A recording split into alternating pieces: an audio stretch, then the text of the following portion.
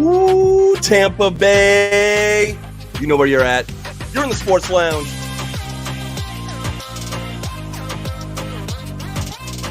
And now, you're tuned into Tampa Bay's RBLR Sports. What is good, Tampa Bay?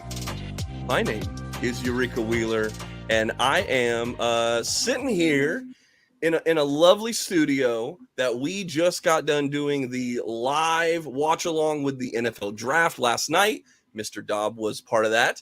And tonight, I've invited my friend Zach Dobb here to talk about and sort of educate us about college baseball, because it's the right time to talk about that. But first, I want to say to everyone that's brand new, we do things a little differently here in the Sports Lounge, a little more relaxed.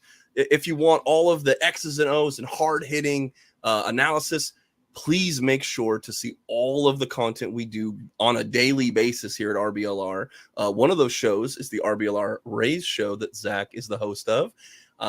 So for everyone brand new, we got a great show for you. We're going to open up some sports cards later on. We're going to have some fun doing that. We're going to talk a little bit about pro wrestling at the end of the night. I like to do that before we hit the road.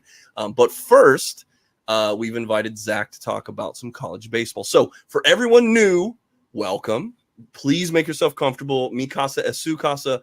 But for those who are returning, you know what it is. You know you liked what it is, and we appreciate you coming back. If you could do one more thing for you, if you're returning, hit the like button, hit the subscribe button so that you get all of the content that we do at RBLR. The Bucks, the Rays, the Rowdies, the Lightning, the Sun, FC, you name it. Even if you're multilingual, we've got Arabe Era Deportes with my man Santiago. So we cover a lot of bases.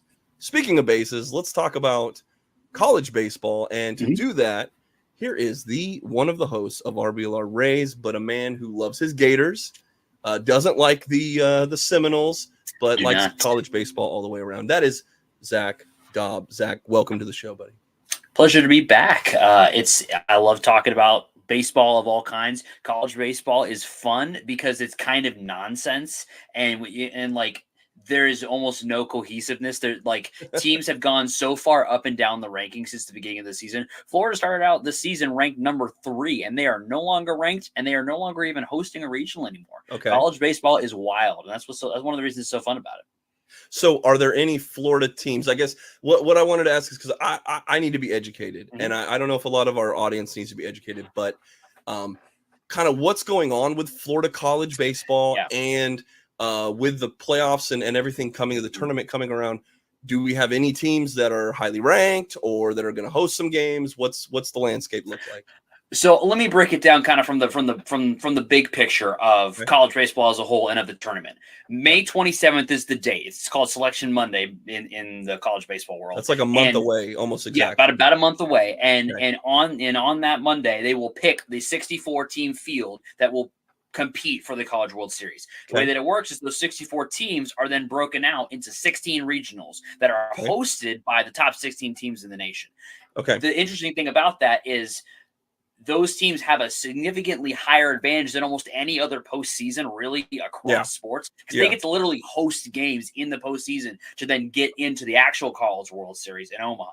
So it's a really unique format that college baseball takes in, and one of the cool things is there's some Florida teams that are in the running. Obviously, Florida was in the running to begin with, and now they're kind of not, but it's not over. Like one of the cool things about University of Florida is they play in the SEC where everything's better, and they're up against some really, really tough competition. They're in a series right now with Arkansas, which is very highly ranked. Arkansas, just as a for instance, let me see, where are they currently projected? Arkansas is projected as the number 2 seed right now, and they're in a series with them. So let's say they win that series, which it's ongoing, who knows? But if they were to, that could potentially change their whole outlook. But as we sit right here on the 26th of April, the only Florida team that is set to host a regional is Florida State. They're currently ranked number 9. They're having a really nice season.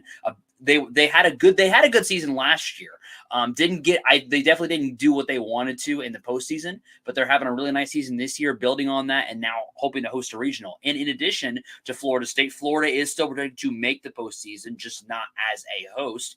They're projected to be a 2 seed in one of the regions. It's somewhere between Clemson, maybe. They could also be projected to go to Texas A&M's region. There's a lot of variation there. But additionally to Florida and Florida State, Florida A&M and Central Florida are both currently projected to be in the postseason. There is a world where Central Florida could maybe backdoor like a 16 seed. They're currently ranked as a 2 seed in their group. So they could backdoor. They'd have to really play out of their skis, and some teams would have to lose. But really, the teams that are competing for a potential host are Florida and Florida State. Florida State's locked it in for right now. They're in a really, really good place. Their schedule is not super strong to end the season, so there's a good chance they're going to hold on to that. Florida, they need to win some games to even make it to the postseason because they have a really, really tough schedule to end the year.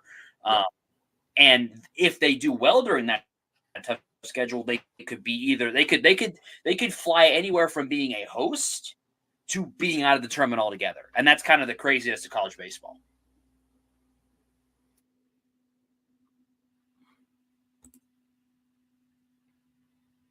So as we look kind of what, like just as an example, right, we talk about what Florida's schedule looks like for the rest of their season. They're playing the number 2 team in the nation right now as we speak. They are going to be playing the number 13 team in next weekend. The weekend after that, they're playing another ranked team that I can't remember what Kentucky's ranked, but they're also ranked. Georgia is not ranked. That's where they end the season. But those 3-game series that they play in on the weekend, that's another thing. If you're not familiar with college baseball, okay, they play 1 midweek game, maybe 2 midweek games, and then they will then play a weekend series every week. That is a 3-game series, and that's kind of where a lot of the emphasis is put on how well you play. There is going to really determine how you're ranked towards the end of the year. Well, I wouldn't cry a tear for UCF if they didn't make it that far. Yeah, you know what, Tampa Bay, but the Bulls. But the team you really want to talk about, you've set the stage. You have set the stage really nicely. Let's not talk about Florida State though. We'll give them their flowers as they move forward. But let's talk about the Gators. It's the team you love the most, and they have a very appealing prospect that you, I'm sure, a little bit chomping at the bit, literally, to talk about here. So just a little bit, yeah, boy. So lay it on us, because this guy might be. I mean, I don't know how far he might go in the minors and maybe get to the big leagues one day, but right now he is mashing taters and killing it in all forms of playing baseball. So lay it on us. Let's educate us on your superstar here, big guy. His name is Jacques Caglione. His name is Jacques Tani. He is the guy. He is the best player in college baseball. It's not close. There's a lot of guys that can attempt to claim that. The Golden Spikes is the name of the award. It's the equivalent of like the MVP in Major League Baseball or in other sports. Yeah. There's no competition. You have a guy who is currently, as we sit here, sitting at almost a 1400 OPS. He has 2 home runs behind the league lead in home runs, which, by the way, he was the league leader and set the BB Core record for home runs last season. He is on track to at least challenge his own record again this year, slugging .888, and that's just what he does when he's swinging the bat. On the other side of things, he has pitched to a 3.86 ERA, 1.44 WHIP, in 44 innings pitched in one of the toughest conferences in America. He has not lost a game on his record. He is 5-0. He has not suffered a loss, and he is completely taken leaps and bounds over last season. Because as much as we talked about him as Jacques Tani, I was saying it last year too. He was really a hitting prospect who pitched a little bit. This year, he has taken the next step. He has refined his command. His walks are down. He has sharpened his breaking pitches, which is what we needed to see from him. He has a great fastball that plays up. He can throw it at the top of the zone. The command still needs a little bit of work. That's what you would look at if you were going to prospect him out. The command leaves something to be desired. The breaking pitch is great. The fastball is great. The off speed leaves something to be desired. Needs a little bit of work as well. But he has the tools to be somebody. Now, the question really, I think, becomes, if you look at him as a prospect, is will a team give him the chance to do both? Because generally what you have seen in historically with college baseball is guys, there's been a couple of guys that have done this, but usually what happens is when they get to the next level, the question is asked, which will be more valuable? And we've seen this throughout baseball history. If the pitching is considered more valuable, they're just going to tell you to do that. If the hitting is more valuable, they're just going to tell you to do that. Well, especially because pitchers don't hit now in the game, in the major league game. So, I mean, if he can pitch, like, you always need an arm. But it's, to me, it kind of is like, because his hitting is so great, it's almost like, why would we give up on this wonderful hitter just because he can throw 2 pitches? Well, and that's the thing, and that's where it becomes so interesting, because a lot of the guys who have done both have leaned pitching, right? Okay. This is why I call him Jactani. It's not just because he does both, but because he has that unique power that is so, like, he has 80 grade power, like true, like serious business 80 grade power. Yeah. Like what he a couple nights ago, he hit 2 Oppo home runs in the same game. Yeah. So, like, the power is there, and that's what makes him unique. To compare, right? I mean, we had Brandon McKay, right, who we thought was going to be a two-way player, but injuries have kind of they still have to make a big decision. And of course, Shohei Ohtani would be the most famous two-way player that we know of. Of course, I don't think anyone's on the level of Ohtani, and I'm not saying to compare him to them right now, but how would you say, like, a Brandon McKay is a guy who was like intriguing, but not, we didn't think he would be like Ohtani, but like, no, he'd be okay. Where does he kind of land against, say, like a Brandon McKay? So I think he is better than Brandon McKay, but he, like, Shohei Ohtani is a different, like, creature. He's the best player of all time. I mean, he's crazy. Here's the thing that I think actually is the potential for Jactani. I think, and this is not something that is being, like, talked about a whole lot. This is just my personal opinion based on what I've seen. Okay. He's got a really nice fastball. He's got a really nice breaking pitch. What does that sound like to you? You tell me, big guy. A reliever. Oh, okay. Yeah, he can only throw 2 pitches. Yeah, exactly. If you only throw 2, go out there, let him rip, get out there, see your 6 batters or more, and get out of there. Yeah. He's been really good as a starter this last year, so I think he does have the ability to do it. But I think what the real potential could be for him is as a guy who's a reliever when you get to the next level. And we haven't seen that, where if a guy like what does he play in? Does he play in the field? First base. He plays a good first base too. So it's kind of like, I know you're a Patriots guy. So if you're Bill Belichickian, we don't see enough people who like we see position players who can also, in an emergency stint, come in and eat an inning or something like that in a blowout. But other than Ohtani right now, we haven't seen a player who, like, is an everyday player that happens to pitch every 5 days or so.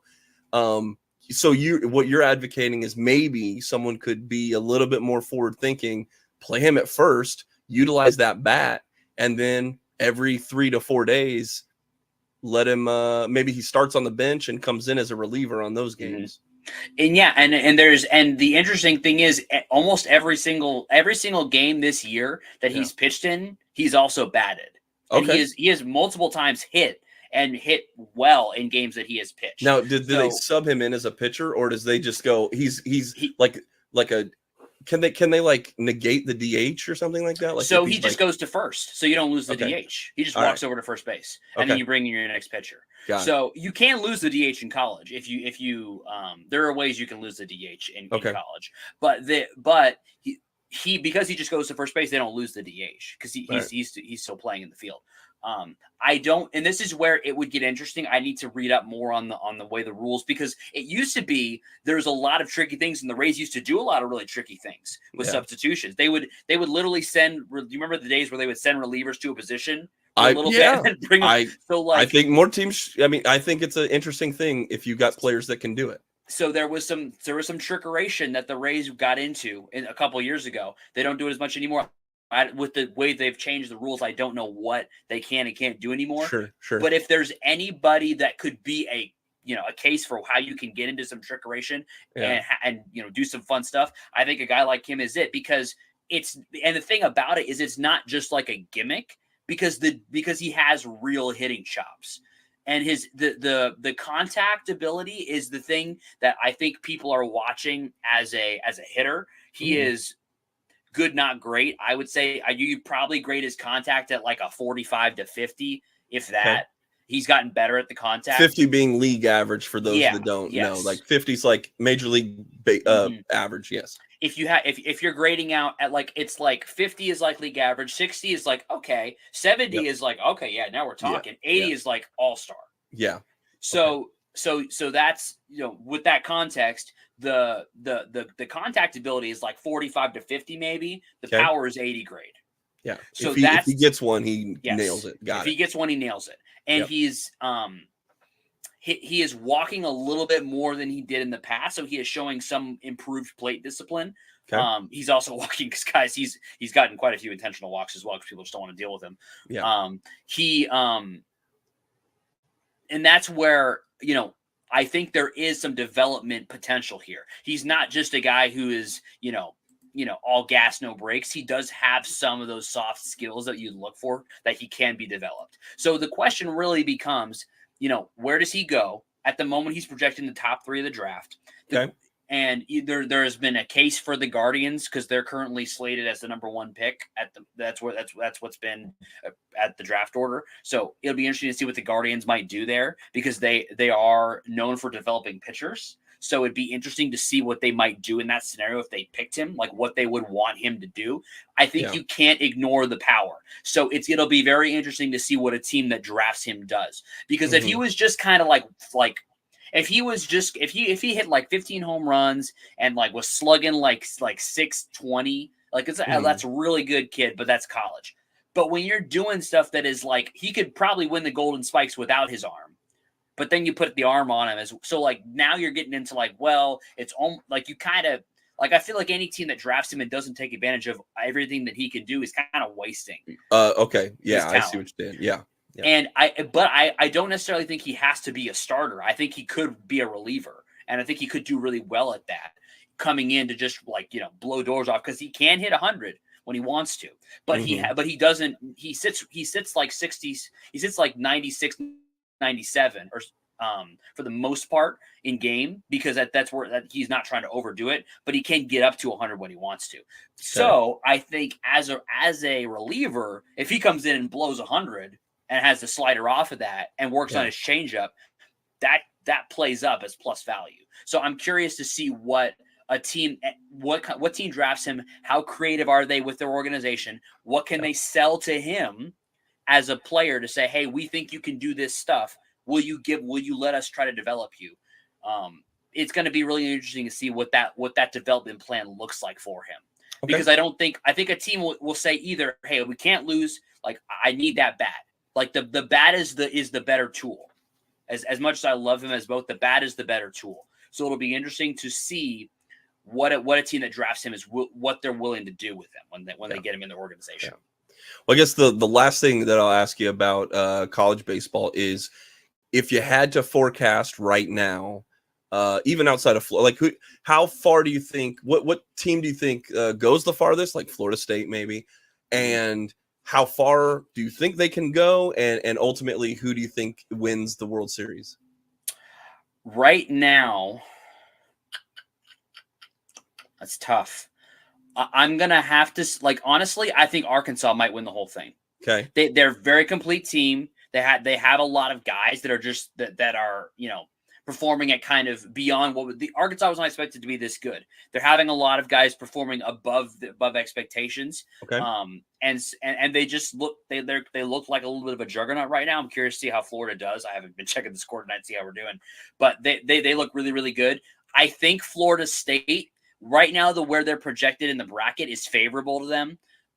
Because I think they would win at where they're currently projected right now. I think they would win their regional, and then they would be going up against like a Vanderbilt or maybe a Wake Forest, which I favor them in that matchup. Florida has their work cut out for them because they're currently slated to not host their own regional.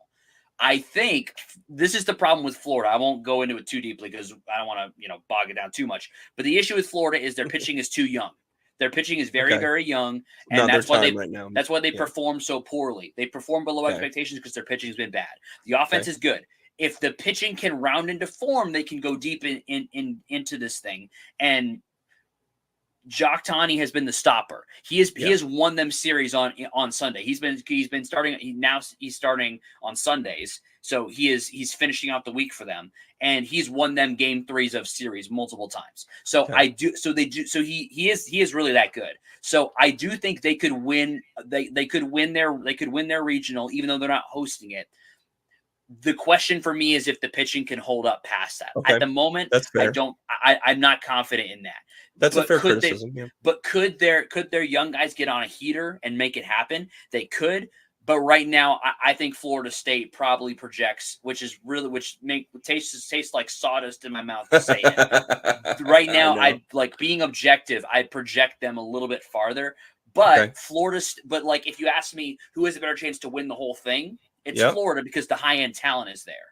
Okay. They just have to get hot though, or the pitching has to round out. The pitching has to get hot, and then they have to start playing up to their talent level, and the bats can get really, really hot. There's some very hot bats on that team, not just Jock. Like they could get really hot and win the whole thing. I don't know that Florida State has the capability, but they could also flame out in the first round.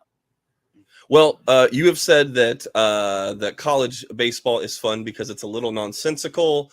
Thank you for that education, though. We're going to look forward to see what our Florida teams or hopefully your Gators go really deep. But another thing that's pretty nonsensical is baseball cards and collecting them. And I think both of us are very much into that. So let's get into worthless sports card breaks.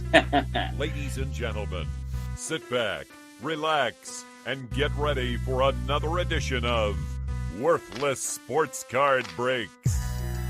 All right, let's get this over here. Welcome into Worthless Sports Card Breaks. This is a segment we do on the Sports Lounge.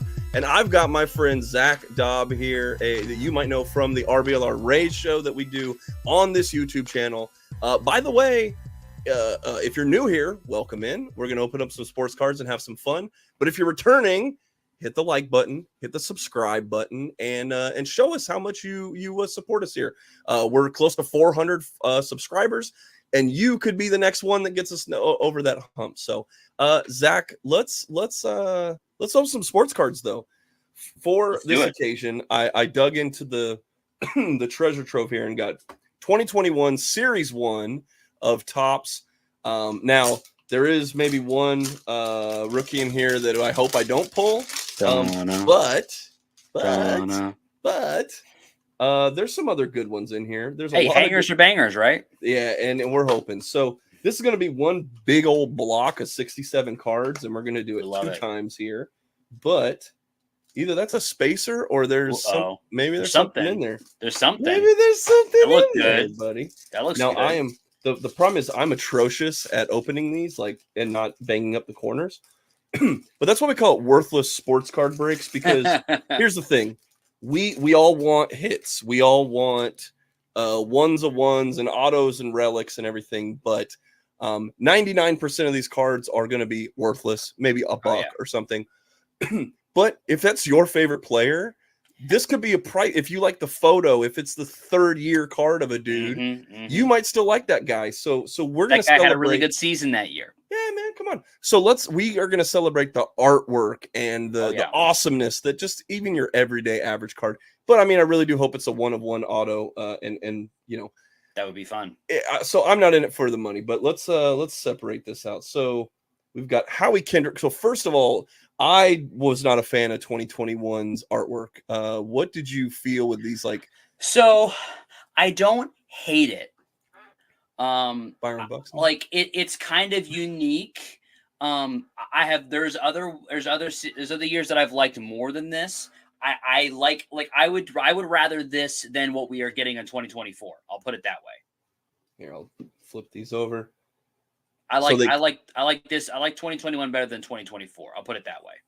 Okay, Frazier. Oh, I got a couple of those. Right. This is Charlie Morton. Oh, nice. Uncle Charlie here is our first Nice. Ray that we pulled out here. I separate those. Here's Chapman, Joakim Soria, Randy Dobnak. Big Randy Dobnak fan. Trey Turner, Jose Alfaro, Brandon Kinsler. And if you see any guys that you want to talk about, here's Garrett Cole. Point them out, man. Mitch Keller. Jurickson Profar. Will Smith. No rookies so far. Yeah. Unless I'm missing I haven't seen any. Oscar Mercado. Brandon Nimmo. What's your feeling on these on horizontal cards?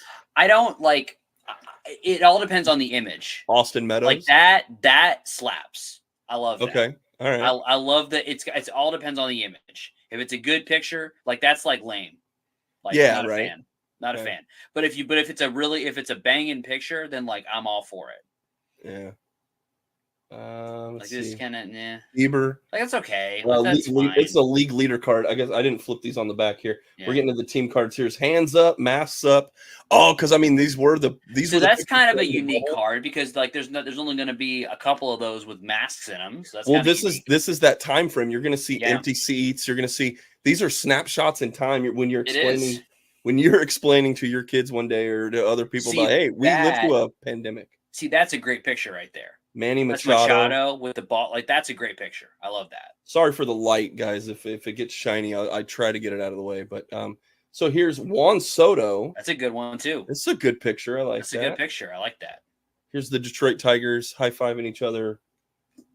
Here is see, I like this. This is a great picture. It's a great picture. Was this Josh Harrison? Harrison getting in there. He's flying in there. Dirt's flying up. This is good. Yeah, that's good stuff. Here's our first parallel, I guess. There we go. Bo Bichette, Future Stars. Okay. All right. Yeah, these aren't numbered. But then we have 1952 style Yordan Alvarez. Autograph, nice. No, it's part of the. So it's just on that's the style that they did. Like the Mickey. This is like Mickey Mantle rookie card year. Of this. So. And these have the 1952 backs on them that are that's fun card stock. I like that. I love these. I'm a huge fan of Heritage and Archives. Love Heritage. So here's Buster Posey. Here we go. Here's our first rookie card, Joey Bart. That's a good. This is a good one for this year. Joey Bart, 1952 style is what I'll say. Okay. So there's Joey Bart. That's probably our best card so far. Yeah, I would say so. Here's Nate Pearson's rookie card in 52. All right. So I'll separate the rookies out here. Giancarlo Stanton in the 84, 86? 86, because this was the Bo Jackson is in here in the traded. But here's Giancarlo Stanton. Here's a blue parallel Juan Soto, league leader. Okay. And then a rookie card blue parallel Brady Singer. That's also a pretty solid ass. That's a sick card. I'm a huge Brady Singer fan. Here. Here's a die cut.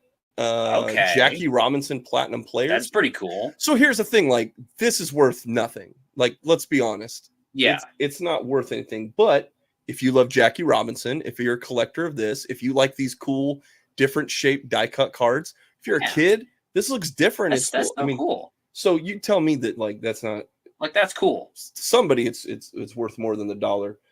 Here's a San Francisco moment in time walk off apart instant celebration card. Right, because that the walk off apart when they were they had to do social distancing.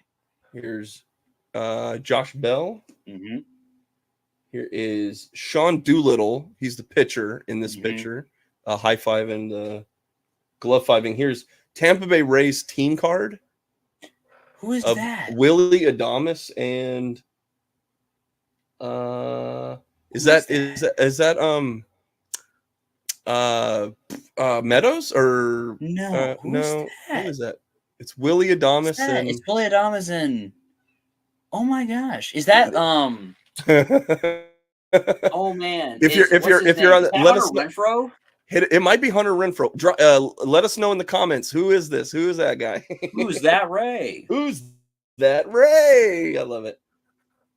Dab on him. Now, so I haven't said this. I don't know if you can see this, but on these cards, this batch of cards, it's the colors seem a little like weird. blue tinted. Yeah. Like for instance, I mean, okay, so the Rays, I know this is a blue and it's through a net. Sorry as I cough here, but like the how else can I describe it? The printing just seems it's blue da-ba-dee-da-ba-da. Weird. Yeah, like the color's wrong. Here's another League Leader Juan Soto. Here's Brady Singer base. Nice. So that's awesome. We like that. Alex Verdugo. We got Patrick Sandoval. Mm-hmm. Miguel Rojas. And now we're back. John Lester. Is that one of his last cards? I mean, when did he retire? Because this would have been 2020 would have been the last year. I'm not sure. I'm trying to remember when he retired. Sterling Marte. Here's the just a little Vladdy and Acuna just kind of squaring up on each other for fun. Brandon Workman. Bobby Dalbec, I guess that's an okay rookie card. At one point, he did play in 2021. Okay, so he would have 2022 then. Yeah. Miguel Cabrera's final card is this in this current season's. Oh yeah, mm-hmm. It's actually a really cool card. Yeah. But here's Bobby Dalbec, Danny Duffy, Joe Adell, which at the time was a hell of a rookie card. Yeah, it would have been at the time. Yeah. Tyler Stevenson, I think, is probably that's a good one. This is a good rookie that I don't think was rookie heralded. Card. I don't think this was heralded that much when these were. No, it wouldn't have been. But that's a good card now. Yeah. Eloy Alvarez. Here's Casey Mize. Okay. That's a little bit of a card. Maybe not top That's a little bit of a card. Chris Bubich. He's been fine. Bo Burrows. Mm. Worth a couple bucks. Here's Bo Bichette Future Stars, and now we're back into kind of regular base cards. Eunice, Heimer Candelario.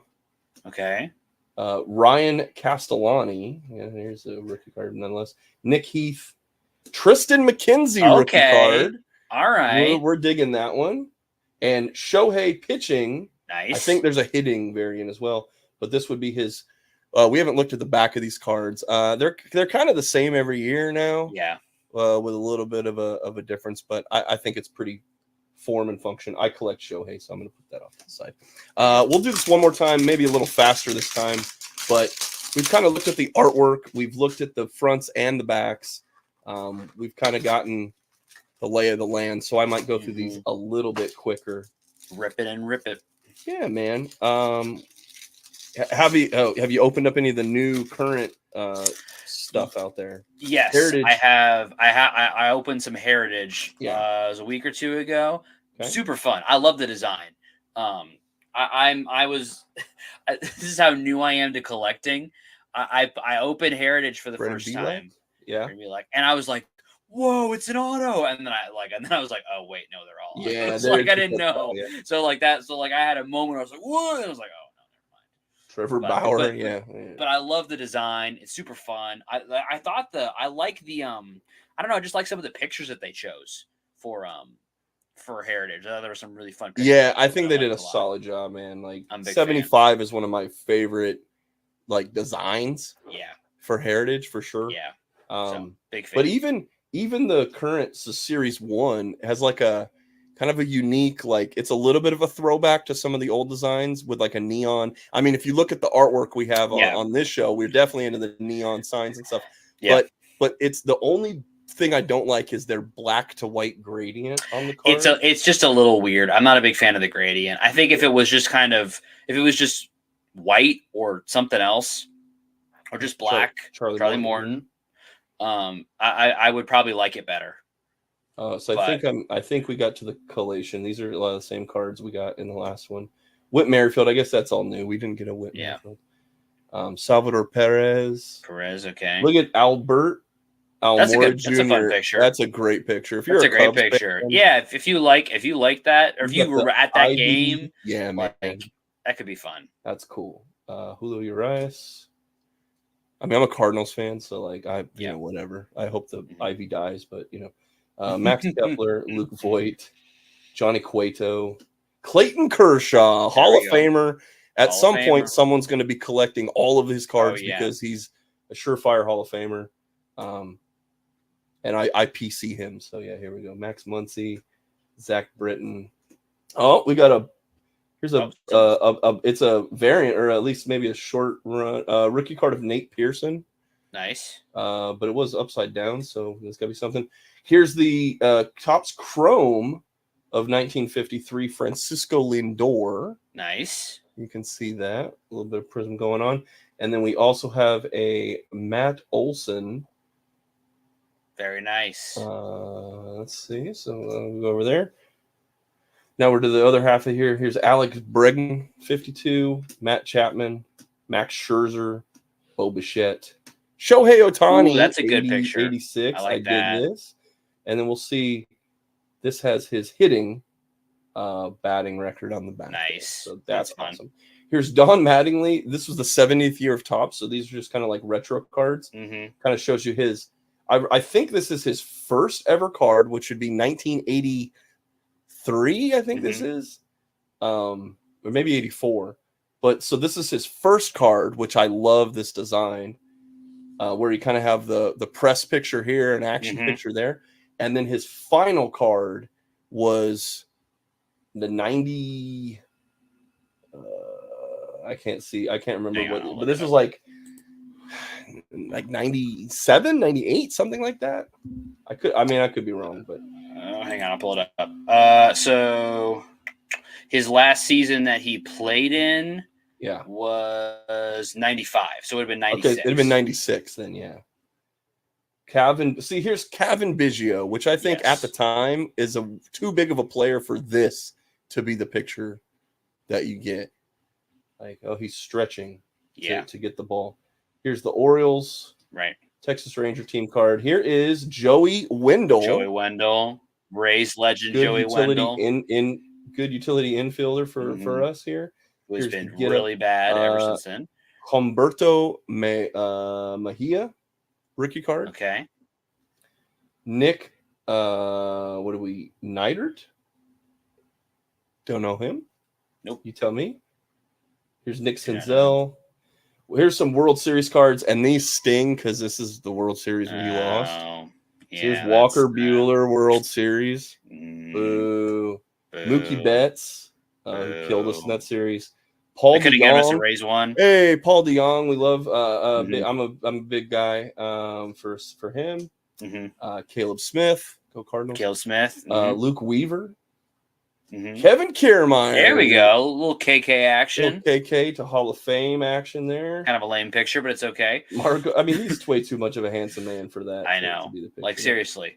Wilson Ramos. The Buffalo. Here's another Clayton Kershaw killer picture. Lourdes Gurriel Jr. Luis Castillo. Anthony Rizler. Pedro Severino. Max Fried. Edward Olivares, rookie. Okay, all right. Jose Abreu, league leader card.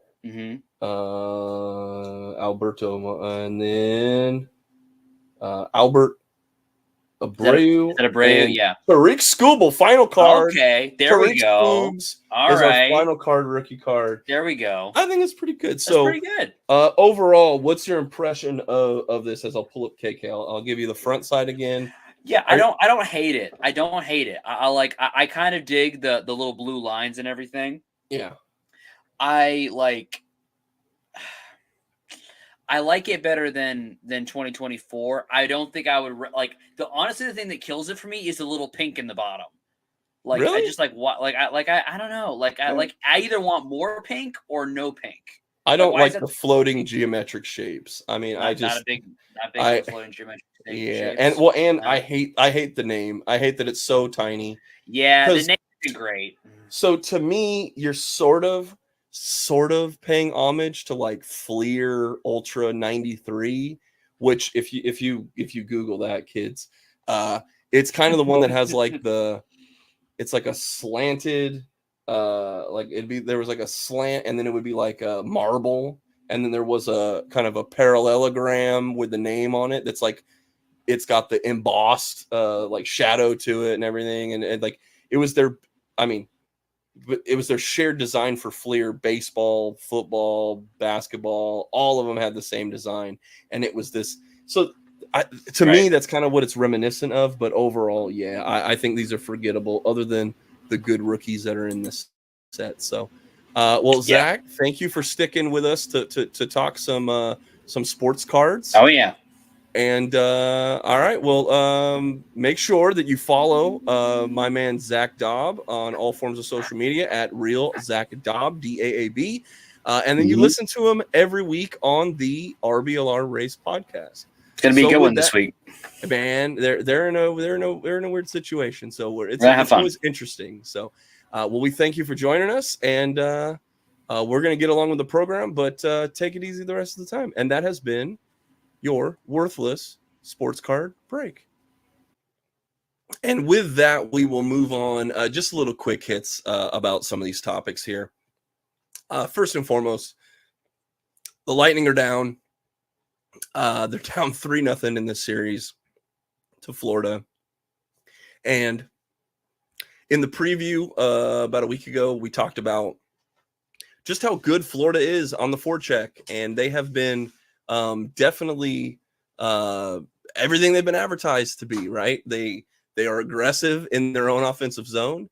They're creating a bunch of chances for themselves, and without getting too much in the weeds, it just feels like the Lightning haven't been able to get it going early in the first period, and because of that, they've been playing from behind the entire series. Florida has figured a way to almost neutralize Nikita Kucherov so far. The Panthers have been very physical. They've been their goaltender has been standing on his head, and Andrei Vasilevsky is only one man. He can only do so much for himself, and I think unfortunately the defensive lapses have been going. Just unfortunately what we had seen earlier in this year. As the intensity has risen, Florida is just separating themselves as the better team. Sure, there's some controversial moments and calls for both teams, but that's playoff hockey. And unfortunately, 3-0 is not a hole that you would like to be in, because very few, if any, teams ever come back in any major professional sports when you're down 3-0, because now the task is the Lightning need to win their next 4 straight games.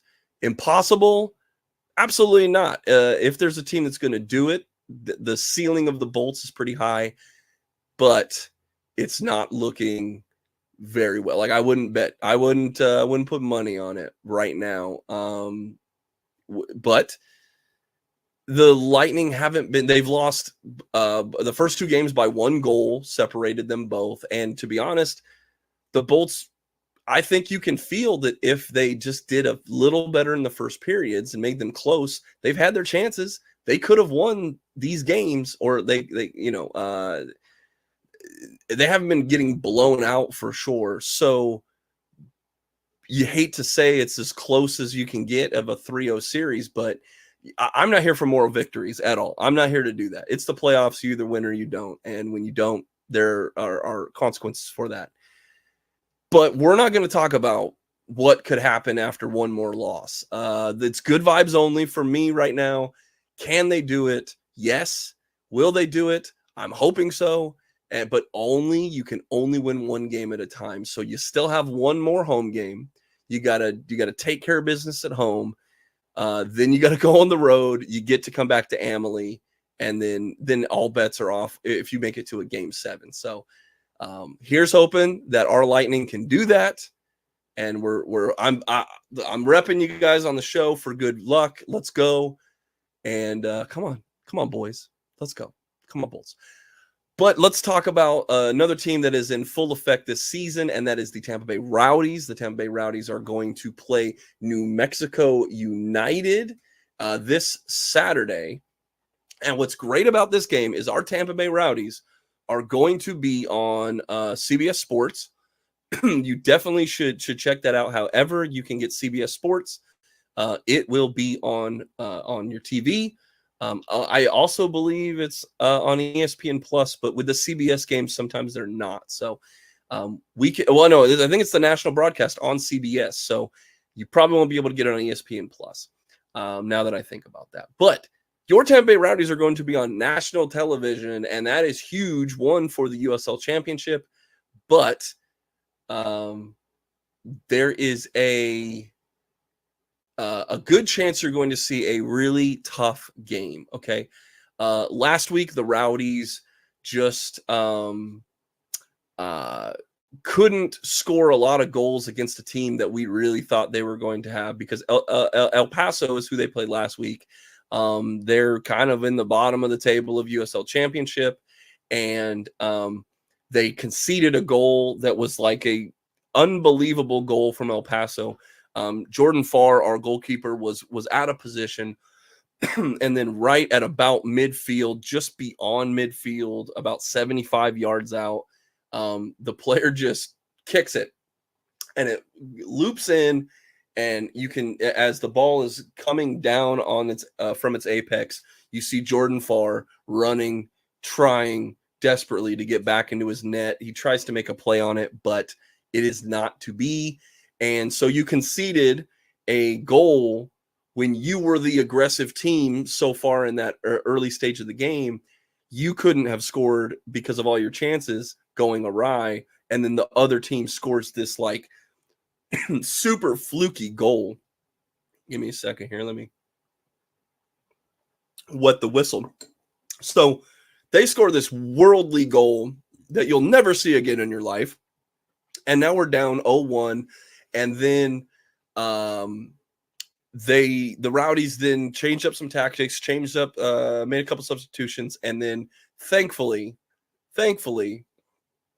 Arteaga did put one in the net, and it was a tie game, and that's unfortunately at the end of it, that was the goal. And so now the Rowdies sit here. It was a draw, but it was a disappointing draw. They should have beat that team. In all honesty, they were much better than El Paso, and they should have scored. They had so many chances, and not for lack of trying. It's just that execution has to be better, because that's the overarching theme of this season, is that, yes, they are unbeaten. Okay, they are unbeaten. They are sitting at 2 wins, 4 draws, and 0 losses, and that's fine. But a couple of these games that needed to be 3-pointers have only been 1 point. And so when you're bleeding those kind of points, it's later on in the season, when every point matters, that you're going to go back and James Knowles of RBLR Rowdies said it best, that like the Tampa Bay team down the road is going to look back and wish that they were able to actually pull the 3 points out of these games. Because now you're facing this week a New Mexico United team that is, all they do is win. Apparently they have 4 wins, 1 draw, and 1 loss. They are 3rd in the Western Conference, while the Rowdies are 5th because they haven't lost yet. They do get some recognition on the table, but the Rowdies could very well be playing better. There's only been 1 game that they've really sort of been outclassed, and they were even able to pull a draw out of that game too. So New Mexico, though, I think is a team that can come into Al Lang Stadium and can take it to us. Now, I think that you're seeing superb performances from guys like Danny Crisostomo, who is just a awesome addition in the midfield. He has been a fantastic defender. He's in some of the top percentiles in the entire USL Championship for his defensive midfield statistics. And then you've got our guy Josh Perez, who is just also killing it. He is doing such a good job on both sides of the ball. But I mean, Josh Perez has been a revelation. He's been a guy that I don't know how high our expectations were for him. And that's maybe our ignorance as fans is, I don't think any of us were really talking about Josh Perez is going to be one of the top performers. And he's been absolutely killing it. But also Forrest Lasso is back into form. He just won USL Team of the Week honors. And now I guess if I had to pick a reason why the Rowdies have been, and I want to put quotations on this, but like disappointing, I guess, because of all the draws, is that there is an excuse baked in. There is an excuse baked in, and that is that they've had a lot of injuries. Okay. Unfortunately, Leo Fernandez is still hurt. He made a comeback earlier this season. He was in a game and maybe shouldn't have been put in that game. Maybe they did want to kind of keep him out a little bit longer, but he unfortunately is back on the injury report. So you got guys like Nick Moon that should have been starting possibly. When we signed him, everyone was saying that Nick Moon is a starting level player. He's been hurt and now he's questionable. He was questionable last week. We didn't see him play last week, but he's also questionable again on the report this week. So maybe we see Moon. Robbie Nielsen has been he's kind of found the 11 that he wants to go with, but with Nick Moon coming in, he might have some changes. So I predicted it would be a 2-1 victory on the RBLR Rowdies podcast that you should absolutely go back and listen to. And I think we can pull this out. I think we will pull this out at home. If we were on the road, maybe it's a different story. Maybe we lose this game, and we can lose this game. New Mexico can beat us.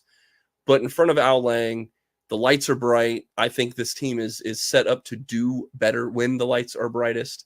And we're going to see that. This is one of the first tests. It should be a packed Al Lang Stadium. It is fireworks night. So if you do not have tickets right now, get yourself to rowdysoccer.com and purchase your tickets right now, because there is no better thing to do on a Saturday night than to hang out with 7,000 of your friends at Al Lang Stadium and get to see awesome soccer and get a fireworks show. There's going to be tons of kids and people running around. It's a great time. So, well, with that said, it's time for the last segment of the show, and we're going to close it out with my pro wrestler of the week. And my pro wrestler of the week is none other than Trent Beretta. Trent Beretta. Trust me, there have been in the last couple weeks, there have been better performances in terms of, I guess, technical wrestling. There have been, look, we had an all-timer at the Dynasty pay-per-view that last week we talked about. Swerve Strickland was going to win the championship, is what I predicted, and he did so. He is the brand new All Elite Wrestling World Champion. I also had predicted that Will Ospreay would beat Bryan Danielson in a match of the year, and guess what? It was even better than the expectations, but there's another storyline running through All Elite Wrestling that I am personally very, very, very intrigued in, and that is my man Trent Beretta, my pro wrestler of the week. They finally turned him heel, and he started out Dynamite this week with a killer segment where he basically dumps Orange Cassidy down in the ring, calls out his longtime brother, best friend, and tag team partner, Chuck Taylor, and says, buddy, it's time to pick. Chuck basically goes against him, and now we have fighting between the best friends. And so Trent has now challenged him to a parking lot brawl. Of course, the Best Friends are known for their like best parking lot brawl match of all time against Ortiz and Santana. So this is a match that both these guys are associated with. And if I'm making a prediction for my pro wrestler of the week, it's that Chuck, I think, turns to the dark side with Trent. Trent is going to be the leader here. He's going to bring his best friend through pain, through punching and kicking, and a brutal, gruesome match is going to show him that he is the man that you're either with me or you're going to get beat down. And I think Chuck eventually will lament. But what I'm really excited to see is Trent's one of the biggest baby faces in the whole company is Trent's mother, Sue. And I have always, since I sat dead center on the hard cam with my turn Trent heel sign that we made, I've envisioned that on Saturday night, Chucky T loses this match because as they're fighting, who else but a shiny black minivan driven by Trent Beretta's mother, Sue. I want her in a black minivan, and the window comes down, and she's wearing black aviators or a leather jacket or like whatever you would assume is like what bad guys wear, right? Like stereotypical 80s henchman bad guys. I want to see heel Sue turn her back on goodness, and she's here to support her son. And yes, it's wacky. Yes, everything I said is stupid. It is the opposite of the very serious stuff that we got with Joe and the World Championship and Ospreay and Danielson and all this stuff. But pro wrestling is a buffet, and there should be all types of flavors for all types of entertainment styles. And for Chuck and Trent, they have shown that they are entertaining characters with a long backstory that's been told so far through the 5 years of All Elite Wrestling. And now we maybe get to see the breakup. At the very worst, it's the breakup of the best friends, and that's a good way to put Trent on a forward path. But maybe you take all those hijinks and all those things. Best friends are best known for kind of being on the nose and being very campy about what pro wrestling is, and they sort of harken back to those like 80s and early 90s just overblown gimmicks and weird kind of screaming promos and stuff like that. And so now I stroke the beard to wonder about the awesome hijinks that a heel best friends can get into, because the match that I really think happens is Orange Cassidy, who has been getting beat up by Trent for 2 weeks now.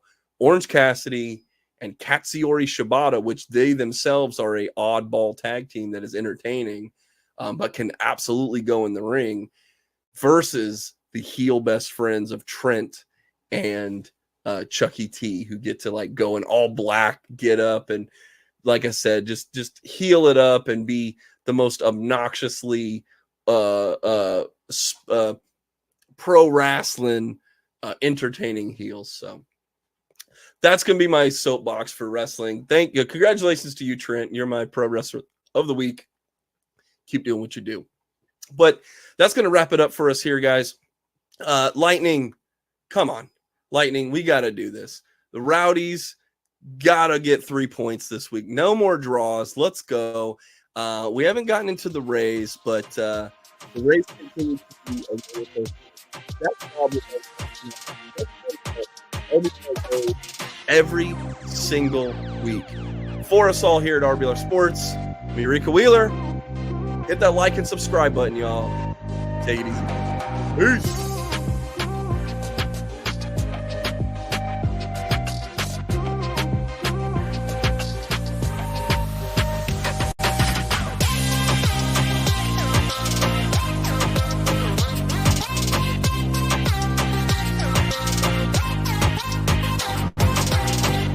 Thank you for tuning into this presentation by RBLR Sports. On your way out of the stadium, please remember to like and subscribe.